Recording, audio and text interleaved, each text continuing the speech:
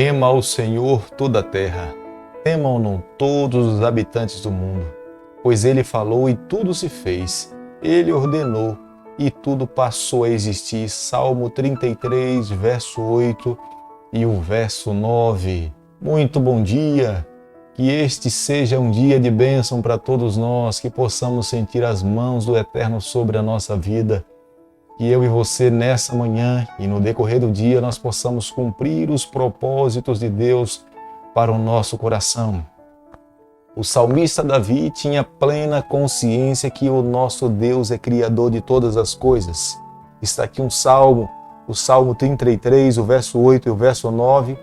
Ele faz uma declaração que nós encontramos lá no livro de Gênesis. Tema ao Senhor toda a terra, temam-no todos os habitantes do mundo, pois ele falou e tudo se fez, ele ordenou e tudo passou a existir. Salmo 33, verso 8 e o verso 9. Davi era criacionista, tinha plena convicção que essa terra foi criada por Deus em 7 dias. E no 8º dia ele descansou, deixando assim um legado para cada um de nós, como sendo também a nossa responsabilidade. Quero convidar você a ter nas mãos a palavra de Deus, do livro de Êxodo, capítulo 17. Cada dia temos estudado um capítulo da palavra do Senhor e nessa manhã quero convidar você a ter nas mãos a palavra do Senhor no capítulo 17, o verso 1. Tendo partido toda a congregação dos filhos de Israel do deserto de Sim, fazendo suas paradas, segundo o mandamento do Senhor, acamparam-se em Refidim, e não havia ali água para o povo beber. Sobre a liderança de Deus, os israelitas fazem em mais uma parada em Refidim. Eles não sabiam que ali seriam provados, porque eles agora precisavam de água. Os suprimentos que eles tinham trazido do Egito já tinham acabado. E agora era necessário de fato buscar água, pão, para que pudesse suprir as suas necessidades e as necessidades dos animais que acompanhavam a eles. Mas nós não podemos nos esquecer de uma coisa, que muitas provações que nós passamos na vida, é a providência de Deus. Ele quer saber como nós iremos reagir diante das dificuldades que nós iremos passar. Deus muitas vezes permite que nós passemos por lutas, tribulações, para ver as nossas ações diante do sofrimento, das lutas que nós passamos, a quem nós iremos recorrer, a quem nós iremos buscar. E quando nós olhamos aqui para a palavra de Deus, nós podemos ver que a nação de Israel, no momento de crise, no momento de dor, no momento que eles precisavam de água, eles começaram a murmurar dos seus líderes. E Moisés lembra a eles que, enquanto eles estavam criticando a liderança, eles não apenas criticavam os seus líderes, mas eles estavam ofendendo ao próprio Deus. Nunca se esqueça, o refúgio de todo líder é aos pés do seu Salvador. Durante 40 anos no deserto, Moisés aprendeu a viver uma vida dependente de Deus. No momento em que ele estava sendo pressionado, criticado, atacado pelos seus liderados, Moisés se volta para Deus e abre o seu coração. E é um consolo para nós nessa manhã. Toda vez que nós buscamos ao nosso Salvador, toda vez que nós recorremos a Ele em busca de auxílio, Ele sempre estará com os seus ouvidos e com as portas abertas para nos ouvir, para nos receber e para nos conceder uma resposta. E foi isso que Deus fez com Moisés. Mais uma vez, de uma forma sobrenatural, Deus se revela ao seu povo. Eles precisavam de água e Deus queria educá-los. Deus queria levar a mente daquele povo a entender que Ele, somente nele, é a salvação. Somente Ele é a solução para os nossos problemas. Somente Ele, de fato, era o Deus digno de todo louvor e de toda adoração. Por isso que, no capítulo 17, no verso 6, eis que estarei ali diante de ti sobre a rocha em Horebe. Ferirás a rocha, e dela sairá água, e o povo beberá. Moisés assim o fez na presença dos anciãos. Deus estava se manifestando de uma forma gradativa à nação de Israel. E a maneira pela qual Deus se revelava, Deus queria levar uma nação a entender que Deus é Deus, que somente Ele era a solução para os seus problemas. A rocha representava Deus, a pessoa de Jesus Cristo. Moisés tinha uma representação, a sua pessoa como sendo a lei de Deus, e o seu cajado era a representação da autoridade. E quando nós olhamos para a Bíblia, desde o Êxodo, do início do Êxodo, nós podemos ver que foi através do cajado de Moisés que o Senhor executou os seus desígnios. E aqui Moisés, mais uma vez, ao se apresentar diante de Deus da rocha, em bater na rocha, a rocha agora flui água, para que todas as pessoas que estivessem com sede pudessem saciar a sua sede. Ali no deserto, Deus estava ensinando a nação de Israel que somente Ele pode saciar a sede do coração do ser humano. Acredito, amigo, que nessa manhã, eu e você também, nós precisamos tomar como sendo uma verdade para a nossa vida. Nós temos que nos voltar para o Senhor. Somente Ele pode saciar a nossa sede nos dias em que nós nos encontramos.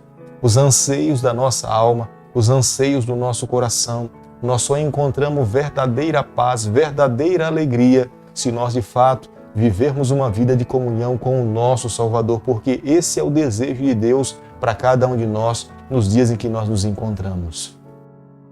No capítulo 17, no verso 7, fica aqui registrado o local onde o povo tentou a Deus. Massá significa tentação. Meribá significa contenda. Toda tentação tem uma duração em torno de 7 a 8 segundos em nossa vida. O que nós precisamos fazer é, no momento da tentação, voltarmos os nossos pensamentos para o Senhor. Satanás não obriga ninguém a se envolver com o pecado. Nós temos nas nossas mãos o direito de escolhermos. Cabe a cada um de nós decidirmos o que nós iremos fazer no momento em que somos levados a nos envolver com o pecado. Nós podemos, diante da tentação, nos voltarmos para Deus, clamarmos por socorro e tendo a certeza que Deus irá intervir, irá estar ao nosso lado para nos conceder a força. Mas diante da tentação, nós podemos alimentar as ideias, nós podemos desenvolver os pensamentos e possamos logo depois então praticar os atos daquilo que nós desenvolvemos em nossa mente.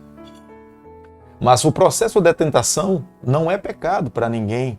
Jesus foi tentado e a Bíblia nos afirma que Jesus em nenhum momento pecou, mas no momento da tentação, Jesus focava no seu Deus, voltava para a sua comunhão e Satanás fugia, porque ele sabia que não tinha uma porta aberta, não haveria abertura para ele poder entrar. Mas se nós abrirmos as portas da nossa alma, se nós dermos a oportunidade, consequentemente, ele vai encontrar lugar, vai fazer morada e vai destruir com a nossa vida. Aqui no livro de Êxodo, capítulo 17, o verso 7, fica registrado o momento em que o povo de Deus permitiu que a tentação levasse, crescesse e se transformasse em pecado nas suas vidas. No capítulo 17, o verso 9 ao verso 13, nós nos deparamos com o confronto do povo de Deus com o povo de Ameleque. Os amalequitas, eles eram descendentes de Esaú, mas eram um povo que era contrário à vontade do Senhor. Deus não queria que a nação de Israel se associasse com os amalequitas, porque os amalequitas tinham o desejo no coração de fato, destruir o povo de Deus. A maneira como eles atacam o povo de Deus revela a maneira como Satanás, nos dias em que nós estamos vivendo, ele ataca o povo do Senhor, ataca todos os fiéis. Ele vai sempre em busca daqueles que estão atrás, os que estão mais fracos, os que estão com debilidades físicas, aqueles que por alguma razão já apresentaram algum sintoma que estão tendo dificuldade espiritual. Por algum momento, alguém, quando deixa de orar, já se torna um alvo das ações de Satanás para a sua vida. Ele começa a entender que esse ser humano começou a perder o contato com Deus, deixou de buscá-lo, deixou de ter a sua comunhão e automaticamente ele visa esses seres humanos e não foi diferente quando ele tentou atacar o povo de Deus. Ele buscou primeiro os mais fracos, os idosos, as crianças, as mulheres e, consequentemente, por algum momento ele teve resultado. Mas como falei para você, Deus estava educando o seu povo. Moisés, nesse momento da batalha, apresenta o nome de Josué, que foi o líder que esteve à frente, liderando o povo de Deus. Mas enquanto Moisés, que estava em cima do monte, levantava e mantinha suas mãos de uma forma intercessora, buscando a Deus e clamando a Deus, o povo de Deus prevalecia.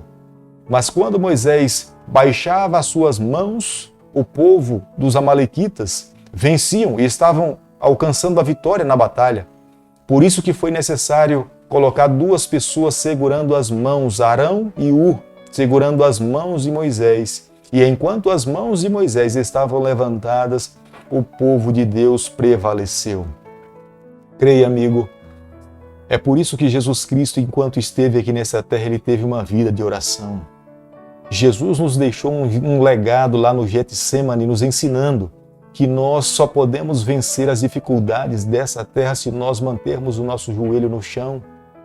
Jesus orou nos momentos de tentação, nos momentos difíceis da sua vida, nos momentos de batalha. Jesus estava ligado ao Pai clamando. Jesus adverte até os seus próprios discípulos: porque vocês não conseguem permanecer orando comigo um pouco? Porque enquanto Jesus orava, os discípulos dormiam.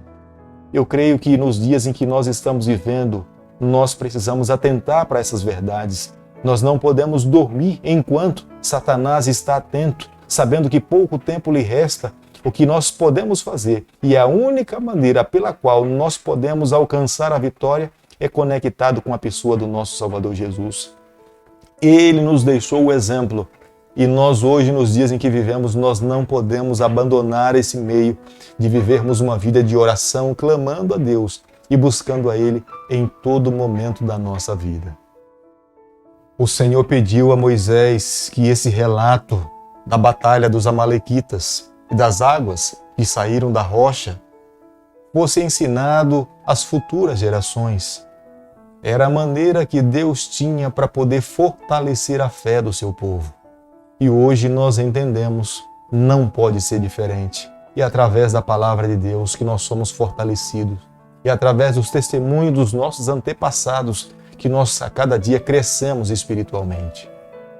O capítulo 17 termina nos apresentando que o povo de Israel se voltou para Deus, lhe chamando de uma forma muito peculiar. Jeová Nissi, que significa Deus é a nossa bandeira. A nação de Israel estava colocando a coroa na cabeça de fato de quem devia, que era Deus. Porque não foi Moisés que venceu a batalha, não foi Josué que venceu a batalha foi vencida pelo Senhor. A batalha precisa hoje também, nos dias em que nós nos encontramos, nós precisamos colocar a coroa na cabeça de quem merece. Se nós quisermos alcançar a vitória, nós precisamos permitir que Deus lute as nossas batalhas. Nós precisamos colocar nas suas mãos.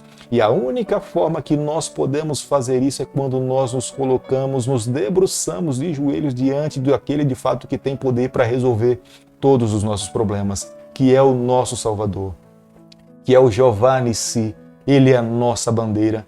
Amigo, nessa manhã, ao concluirmos aqui o capítulo 17, eu peço a Deus que cada um de nós, no decorrer desse dia e da nossa vida, nós possamos voltar a nossa vida para o Senhor e confiarmos e crermos nos méritos de Jesus Cristo, crendo que somente através dele nós iremos alcançar a vitória. Querido Pai, nessa manhã, nós mais uma vez fechamos os nossos olhos para falar contigo.